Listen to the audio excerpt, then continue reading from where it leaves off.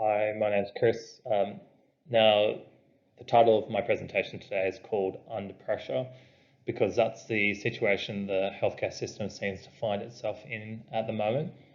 And as this is a COVID-19 talk, I put the standard electron microscope image of COVID-19 just to make it seem legitimate. So the objective of today is to determine what is the risk to healthcare workers like you and me with the transfer of COVID-19 positive patients whilst on non-invasive ventilation or high-flow nasal prongs. So the reason why I think I've been posed this question is that there is increasing demand on the healthcare system with increasing hospital admissions and with that increasing inter-hospital transfers of the COVID-19 patients, whilst there's an increasing staff shortage from infections. And at the same time, we want to be protecting healthcare workers from the risk of nosocomial infection and its complications, which can be as severe as death, as mentioned by Amnesty International. And finally, we also want to be providing and practicing the best practice medicine for the patient. And that may include preventing intubation with its associated ventilation, associated lung injuries and pneumonias, or delay the escalation to other forms of oxygenation. So the current guidelines that provide direction in this area comes from the ACI, and this guideline is actually just published on the 22nd of September, which means that it's relatively recent. And it is about intra-hospital transfer of COVID-19 patients from the emergency department, and it's the most relevant guideline for the service that we provide. And regarding non-invasive ventilation or high-flow nasal prongs, it recommends prior to transport taking off the NIV and high-flow nasal prongs and actually applying Hudson mask, a non-rebreather or low-flow nasal prong oxygen. Or if the patient's already established on NIV and it is the prescribed level of the therapy, then it is up to the senior clinician to decide whether to transport on NIV, making sure all safeguards are being applied. So not much direction in conclusion. And this is based essentially on these resources. And I'll go through briefly, but the first one was based on a letter from a Singaporean physician on how to mitigate any risk. The next is a general critical care on just how, again, to minimize risk. The following 3-4 guidelines coming from all the major colleges, including Anaesthetics, ED, ICU, and the Medical Journal of Australia. Then there's finally a journal article from the Indian Transport team, a Liverpool guideline, and a non-specific article about risk events with transfers from the ED.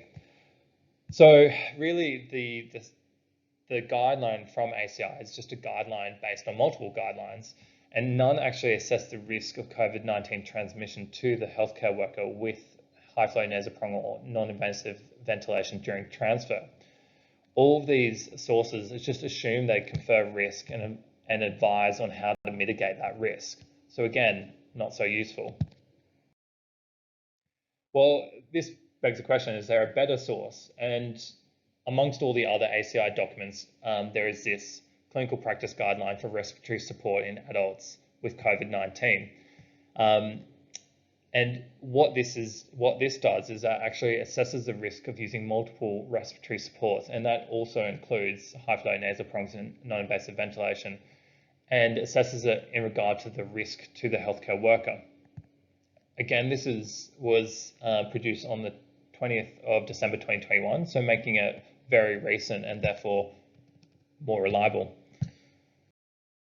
So their conclusions. So firstly, on the left table, it shows that any respiratory activity is dangerous, particularly coughing, as it produces more particles. Therefore abolishing cough will then, with the use of muscle relaxants, intubation, ventilation, and putting on a closed circuit, is a safer strategy, but it's a strategy that's not applicable to all patients. Now, the table on the right demonstrates just their conclusions that the CPAP is superior to high flow nasal prongs and BiPAP.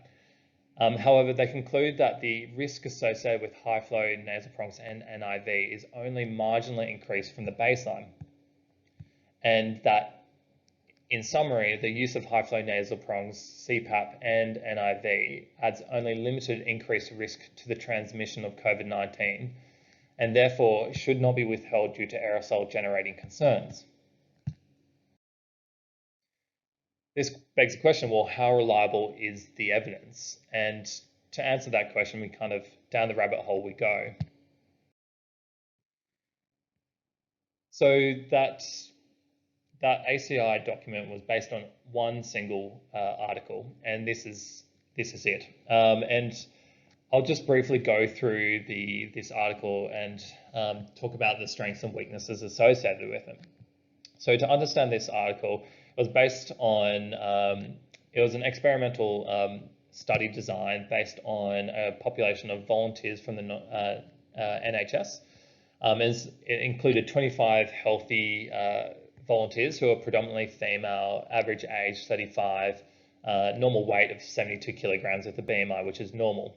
They also had COVID positive patients that were, and 8 of them, and as you would expect, they were older, 49 to 59 years of age, predominantly male, with incomplete data, but a larger BMI of 48.1. They assessed the production of particles and the associated concentrations in the environment of a laminar flow operating theatre for the healthy ones and a COVID-19 positive ward for the COVID positives. And the outcomes that they assessed was aerosol emission of the healthy volunteers performing different activities whilst on the high flow nasal prongs, CPAP and BiPAP. And the conclusion that they identify was that CPAP, using a face mask up to 20 centimeters of water, is actually protective, so as ACI document demonstrated, and it's actually better than actually having no respiratory devices, and the odds ratio for that is about 0.03 to 0 compared to 0.88 with coughing, so an improvement. When it comes to high flow nasal prongs though, there is a dose response associated with the pressures or the flows. However, that's actually dependent on the machine and not the patient. So, and finally, they identified that that COVID-19 patients had just a higher aerosol emission than healthy participants, particularly with coughing, with similar distribution of particle sizes as between the healthy and the COVID-19 positive patients. So their conclusion was that they assumed that increased aerosol emission increases the transmissibility of COVID-19 and therefore it increases the risk to the healthcare worker. But this may not be so, and as we will soon discuss, and of note, none of the 8 COVID-19 positive patients actually were assessed using any of the AGPs that we're focusing on today. And so this is what they found really, and on the left you can see in the red boxes, this is CPAP, which is better than the blue boxes, which is breathing, and better than the high flow nasal prongs at different rates between 30 litres and 60 litres per minute. They also identified actually that CPAP and high flow nasal prongs should not be deemed aerosol generating procedures, and they provide no greater risk to healthcare workers relative to the patients breathing, coughing and talking, which is something not mentioned by the ACI. So this really kind of goes to the heart of the problem, is that there are 2 approaches to the same problem. There's the observational approach and the experimental approach.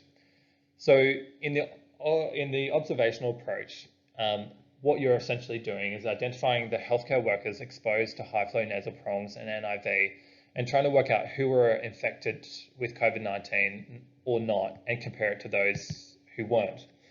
And then calculating the relative risks or the odds ratio of acquiring COVID-19 in the presence or absence of these respiratory supports. Now, the other approach to this is the experimental approach. And that's particularly using these kind of experimental designs to determine whether these devices like high-flow nasal prongs and NIV have the capability to transmit COVID-19, and therefore they've got the capability to infect healthcare workers. But either approach have strengths and weaknesses affecting the quality of the evidence, as we'll just go into now. So there's a predominance of experimental studies kind of assessing the question about healthcare worker risk and NIV and high-flow nasal prongs. And that's not so surprising because generally experimental studies provide more robust evidence in general. And so a lot of the studies had colourful images and otherwise kind of young, healthy, what appear to be anaesthetic trainees performing a lot of the tests and extrapolating their findings to the COVID-19 patients and the risks to the healthcare workers. But there's a lot of weaknesses associated with this strategy. So starting with the most obvious and concerning weakness. So most studies advise against high-flow nasal prongs and NIV as it is an aerosol generating procedure. So it's worth just taking a moment to talk about, well, what is an aerosol generating procedure? So this is a procedure which has a greater risk of producing aerosols than coughing. And let me just remind you, aerosols are those particles that are less than 5 micrometers in diameter, and droplets are greater than 5. It assumes that these procedures are those that have increase in inspiratory and expiratory flow and therefore are associated with an increased generation of aerosols, therefore increasing the risk of transmission. And these list of aerosol generating procedures seem arbitrary, but they were created and published by the World Health Organization and the CDC based on previous coronavirus experience and remains controversial to this day. And sometimes it seems the broad categorization of various aerosol generating procedures may better reflect our anxiety than the available evidence. For example, the surgeons were concerned that laparoscopic surgery was actually an aerosol generating procedure. However, expert opinion contradicted this and they proceeded to continue to do laparoscopies.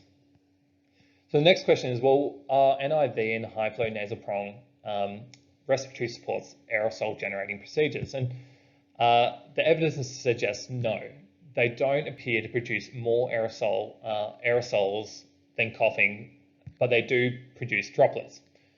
Therefore, it may be defined as vulnerable to aerosol generation, but just like intubation has been too. So by assuming high-flow nasal prongs and NIV are aerosol generating procedures, multiple studies and guidelines just have assumed a greater risk associated with their use and therefore have discouraged their use. So if NIV and high-flow nasal prongs aren't aerosol generating but droplet generating procedures, is that significant? Well, yes and no. So no, because the patient is still infectious, assuming those droplets come in contact with the mucous membranes of the healthcare worker. However, yes too, because it is significant because droplets are larger particles, and it's just assumed that larger particles contain more virus. But larger particles also have a smaller dispersion kind of range, and it's generally less than 1 meter. Because they're larger droplets, they also hang out in the air for a shorter period of time. And to demonstrate this, it's generally 20 to 40 minutes with droplets and more than 3 hours with airborne particles. This potentially changes all the PPE requirements. And clearly this comes to the focus of today, that it changes the concern that we have for non-invasive ventilation and high-flow nasal prongs. So finally, is COVID-19 transmitted by aerosols? Well, theoretically, yes, but transmission is predominantly contact and droplet spread. We actually don't know the correlation between aerosols and infection with COVID-19, but conservative people and studies have stated that we assume that all respiratory particles of all sizes can carry the virus. But there's a lot of unknowns regarding transmission still.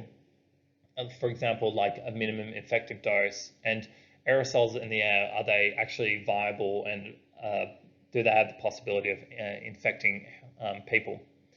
Some things are obviously aerosol generating, and as that bottom left image shows, is nebulization increases the rate of aerosols above and beyond all the other NIV, low flow nasal prong, and high flow nasal prong oxygen for delivery devices.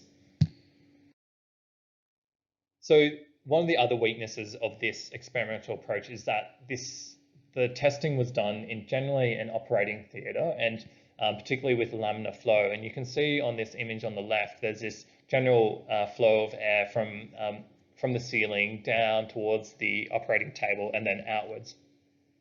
Other kind of common area that this experimental study was performed, or these experimental studies were performed, were in a negative pressure room. And finally, and rarely, the tests were actually done in a COVID-19 ward. And I mean, this obviously is different to the environment that we work in, but particularly because the airflow characteristics are all different. The number of air changes per hour are different, and particularly more than 12 is the recommended standard for negative pressure rooms to reduce the risk of transmission. And there's a different background particle pollution rate. And those studies that particularly assessed the background particle rate with COVID-19 particles actually saw a less significant or a more protective finding with the use of high flow nasal prongs and NIV. Also, within these environments, the actual detection devices which are detecting the particles were held at differing distances from the participant, which then exposes them to some of those changes in flow and particle pollution, like I mentioned. And again, this is different to any of the transport retrieval environments that we work in, and none of the studies actually assessed this environment that we work in. So the next and big weakness of these studies is that the study design themselves. So firstly, there's a range of population that they use. So firstly, there's mannequins, which clearly have no talking, coughing, or sneezing capabilities. Then there was the healthy participant, which have different behaviors to the unwell patient, and particularly have different demographics, like that earlier study I mentioned. And finally, there's also a minority of patients being COVID-19 positive, who are clearly the patients that we are most interested in, because we're transferring them. And all of these studies used a low participant number, and for example, between the ranges of 10 to 33. And none of the studies actually assessed paramedics or healthcare workers involved in transfer. Then one of the other problems is that the particle production was different. It sometimes used actually a living patient versus a simulator, and each of them have different characteristics. The way to detect the actual particles generated were differing too. So some use smoke particles and laser detection, some use optical particle sizes, some use just even dye and thickened water on paper. Next, the devices used differed greatly too. And so as an example is that the helmet CPAP device was different to the actual face mask device, which is different to the nasal CPAP device. And this, as with all the other kind of settings, such as the pressures, whether there was associated humidification, whether there was a viral filter on and off, or if there was a leak, all affects the actual kind of studies too. And then finally, the measures of the outcomes were different too. So some measured the diameter of the particle produced, others assessed the dispersal distance of the particle, and finally others assessed the concentration of the particles generated. But the problem is we don't know which outcome best correlates with the transmission of COVID-19 to healthcare workers, and therefore it's difficult to interpret the risk to healthcare workers until we know that. So moving on to the observational approach. Now there are a number of weaknesses with observational studies. And I will talk about pathogens, PPE, behaviours, vaccination in a bit more detail. But what I do want to talk about is firstly the duration of exposures. So none of the, there was a variety of studies, and some of them did mention the duration of exposure and some didn't, and there was a variation with that too. So some reported, for example, less than 10 minutes of exposure is actually associated with no healthcare worker COVID-19 infection, and some said up to 48 hours is okay. Obviously, increased duration is associated with an increased risk, and the studies demonstrated that. The other thing that these studies varied in their reporting was about the distance of the healthcare worker from the patient with high-flow nasal prongs or NIV, noting that one study demonstrated that if the healthcare worker is beyond 1.8 meters or 6 feet away from the COVID-19 positive patient using the high-flow nasal prongs or non-invasive ventilation, that there were no healthcare workers infected. Finally, then, these different studies confirmed infection in the healthcare worker using different methods. So one was using PCR, the other one was using serology, which we know does not always correlate with symptom development and clinical COVID-19. And then one also used radiographic infiltrates, which is almost more of a sign of severity of COVID-19 than a binary of whether the healthcare worker developed COVID-19 or not. The other one is that these observational studies predominantly studied hospital staff. There was only one Scandinavian study that actually involved paramedics. And in that study, they didn't actually mention the type of AGPs that the paramedics were exposed to, but that none of them actually developed COVID-19. Now, clearly the majority of these studies then focus on the ward environment, but they didn't consider other infections from other sources such as T rooms, which we know are hotspots, but also like home or community transmission to the healthcare worker and being misidentified as being related to the workplace exposure. And clearly none of them actually discussed or mentioned the ambulance environment particularly, but they did look at the COVID-19 patients and the healthcare workers, and they developed these kind of epidemiological maps like you see down below, identifying the index case and then the healthcare workers who then develop it after contact with this after the index case. So now, what is the best evidence? And this is probably coming from a meta-analysis of COVID-19 infections in healthcare workers exposed to high-flow nasal prongs and NIV. Now, for the conclusions for NIV, it used 6 studies and mainly 4 cohort, 2 case controls, of which only 2 actually involved COVID-19. And as you can see, the other 4 were involved other coronaviruses. And based on that, they identified an overall odds ratio of 3.65, which is different to another meta-analysis of 2.06. However, healthcare workers were using surgical masks only, and one of the conclusions that they make is that no conclusion about transmission with NIV or high-flow nasal prongs can be made when appropriate PPE are being used. And in regard to high-flow nasal prongs, they actually identified a protective odds ratio of 0.61, which again is different to the experimental studies we've seen. So talking about the weaknesses of this approach, is the first and most obvious one is that a lot of the evidence was extrapolated from other coronaviruses. And these coronaviruses differ greatly. And just to demonstrate the differences, I've just highlighted the basic reproduction rate, or the R0, which is kind of a measure of the infectivity of the virus. And as you can see, the R0, or basic reproduction rate for COVID-19, is much greater than all the other coronaviruses and influenza viruses measured and studied before.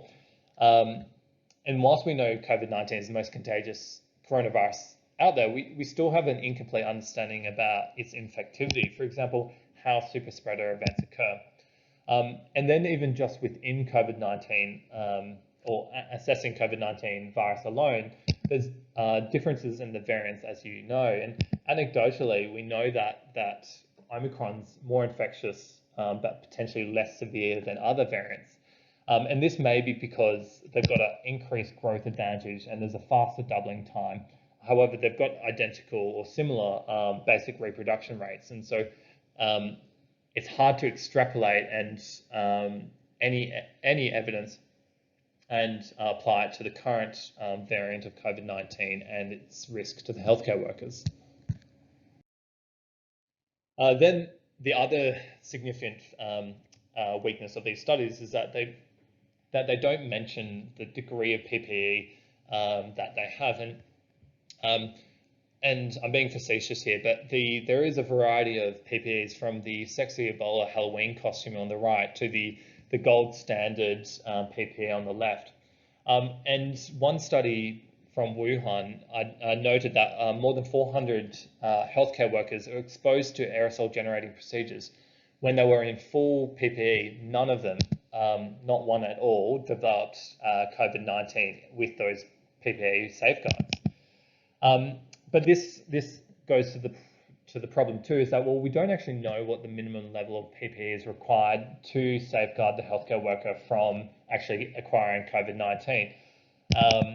And we do know, though, there are that, for example, masks, then gloves, then gowns, and then also eyewear have protective benefits to the healthcare worker, and therefore should be encouraged and will reduce that healthcare worker associated nosocomial infection. Next, a weakness of these studies is that we don't know this so much, or it wasn't mentioned, the behaviours of the patients and the healthcare workers. So a lot of these studies were performed on previous coronaviruses, but also on COVID-19 prior to the institution of PPE and behaviour protocols. And we know that, for example, doffing, and certain infection controls like washing hands have all evolved over the last 2 to 3 years. And one, for example, is also distancing of the patient. And as mentioned, the difference between standing 6 foot away or less than 6 foot away is significant with the risk to the healthcare worker involved.